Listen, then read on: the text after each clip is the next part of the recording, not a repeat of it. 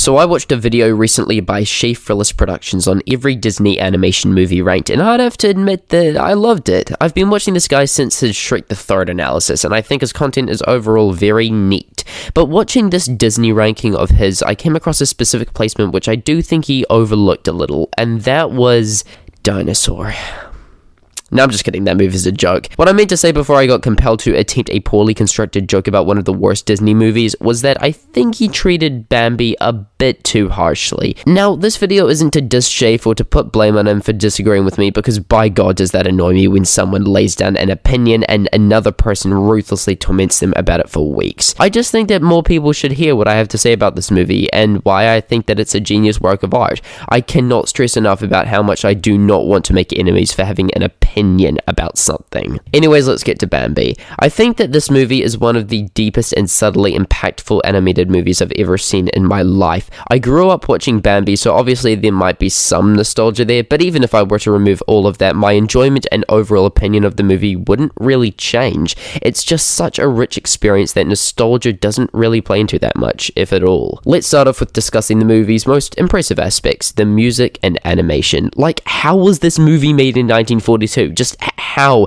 Animation like this just doesn't happen, especially back in 1942. That was like 80 years ago, and it still looks so phenomenal to this day. That's wild. There are so many subtle details in the colors and animation that blow me away upon every rewatch. The sheer amount of time that it must have taken to craft something like this is just wow. But it's not just that the movie has pretty colors, they actually enhance the story and atmosphere of the environment, from the blistering cold winter to the colorful and vibrant autumn aesthetic. Like, how did they do this? No, like, I genuinely want to know how they make something this gorgeous 80 years ago. Every shot of this movie is stellar, and you can't say that about Pocahontas.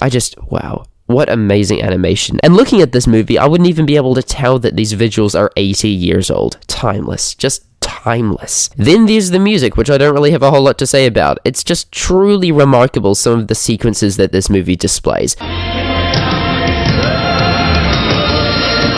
Little April Shower is a charming and outstanding song, from the water drops falling in perfect harmony to the insane orchestra to the powerful sound of the lightning. God, it's just so good. The opening song is sweet and a beautiful tone setter. The spring reel the animals are hooking up was joyful, and the score, holy moly, it just goes so hard. It's another excellent example of an atmosphere and tone setter, and it expresses so many emotions. The music is overall so great and adds a whole lot more to the all-around investment of Bambi. Something about the characters in Bambi that I truly adore is that they are all layered and crafted to perfection. I totally bought the relationship between Bambi and his mother, and that one scene, which I'll get to later in the video, was so sad. All of Bambi's friendships with Thumper, Flower, the owl, all of them were fully formed and engaging. Some people don't buy the romance between Bambi and Farlene.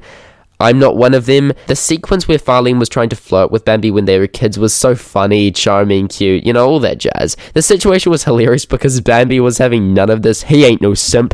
Speaking of which, the scene later on when the gang were all young adults was super funny because Bamble, Thumpy, and Flowser all went from being utter chads to the weakest of simps. Truly a masterpiece in character arcs. Anyways, where were we? I love the fact that it was only one scene where Bambi and Farlene knew each other as kids before they got together, because I could still instantly tell that it was Farlene when she appeared as an adult, but I also got how Bambi might not recognize her at first because they only met once as kids. I don't know, I guess me and this movie were just made to be or something. The relationship between Bambi and his dad was also really neat because they addressed towards the beginning of the movie that Bambi has some kind of connection with this alpha male dude, and you're like, oh, yeah, that's his dad. And I really liked how they developed on it later on in the movie after the incident. You know what, I just need to get to talking about this scene right now because it's been stuck in my head for the past I don't know how long, and I just gotta get it out, man. So, it's widely known that everyone cries when Bambi's mum dies, but on this most recent rewatch, I didn't actually cry for some reason.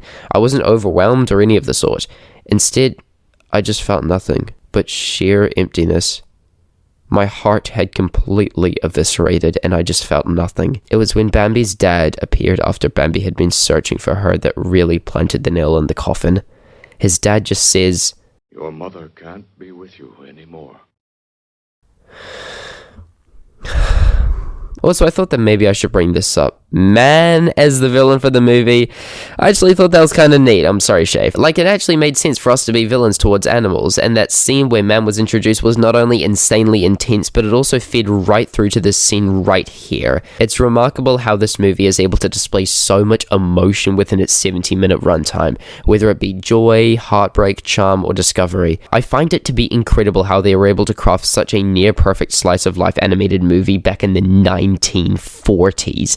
It shows love and loss in its finest form through all of Bambi's different relationships. It shows the messiness of childhood, which I think is demonstrated through the movie's pacing so well. It shows life in all its little imperfections and grand tribulations. It shows growing up in such a powerful way, and coupled with the music, animation, and incredible craftsmanship from the creators at 40s Disney, Bambi is well and truly an absolute timeless masterpiece.